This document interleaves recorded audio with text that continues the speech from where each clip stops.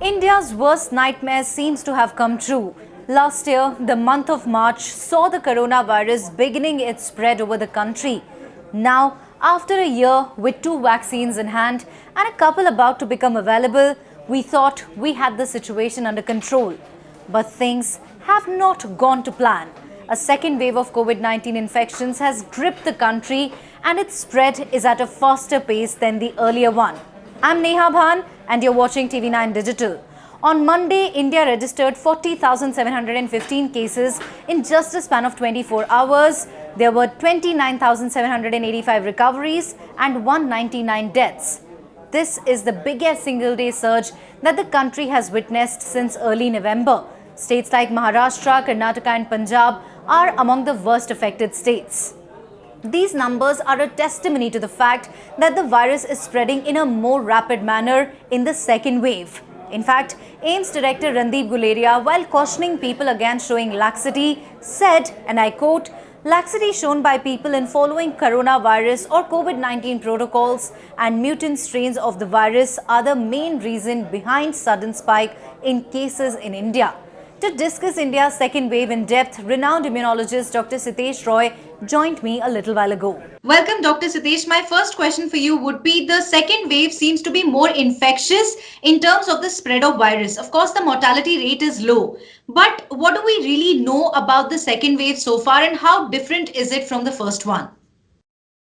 So, a couple of factors, Neha, that are very relevant. We do know that in the first wave, the rate of rise of cases was slower than it is in the second wave. Second wave, we've gone from 8,000 cases a day to almost 47,000 cases a day within a span of a few weeks. We do know that the variants of the virus that are currently circulating, including the original D614G, is more contagious or infectious and transmits more efficiently than the previous viruses. And as you rightly said, though we are seeing less mortality, the number of cases, the number of infections, and hence the number of people who have to get quarantined or can potentially spread it to others is higher. We also have a better handle on treating the virus right now. So we are able to use our antivirals or anti-infective medications earlier and take all the precautions.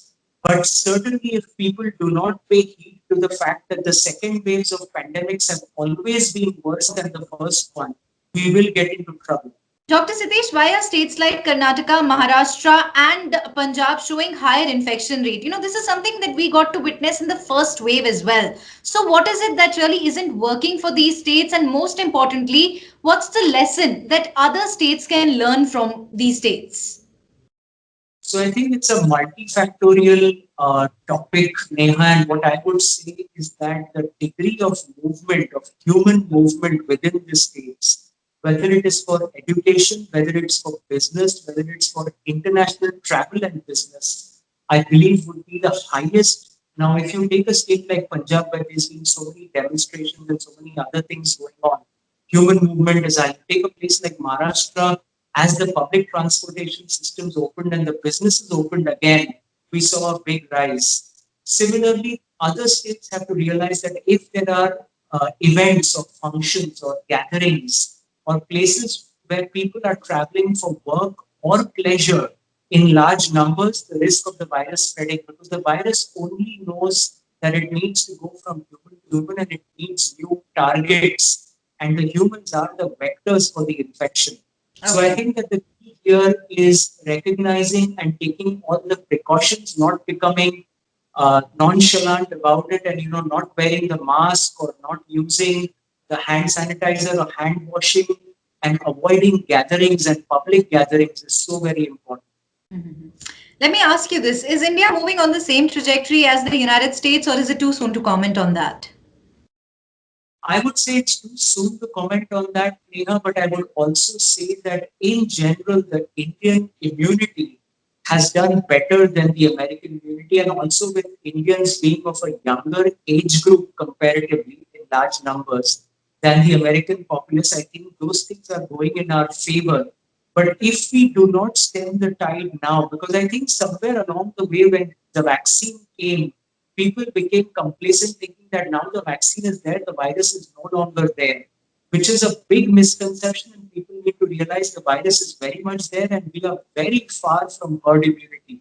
We are easily a year or two away from herd immunity. And so I think that if we follow and take the precautions that we were taking 6 or 8 months ago, I think we should be able to stem the tide and not recreate the American catastrophe, as I might say, on the healthcare system and on people that here in India. Another very important question to measure the intensity of the second wave is, of course, testing and tracing. My question would be, is India doing enough in that field? So we have gradually ramped up. The testing had gone down to as low, Neha, as just 8 lakh tests a day, when we were doing well. And I think that was in some ways a mistake where the contact tracing and the testing should have been continued more aggressively. But now we are back up to about 90,000 or a lakh tests a day and even more. So I think that, the real target is about 1 million tests a day. And I think we're about close to reaching that in terms of 9 lakh tests. I said wrong, 90,000, 9 lakh tests a day. So as we increase our contact tracing and the testing, we will certainly be able to curb the spread much better. So we definitely need more testing. Yes, we do have a vaccine, but we haven't gotten rid of coronavirus and we still have to travel a long way before we can say we are coronavirus free. Keep those masks on, carry a sanitizer with you always and stay safe. Thank you very much for joining me. If at all you like the information that I've shared, do not forget to subscribe to TV9 Digital across all social media platforms.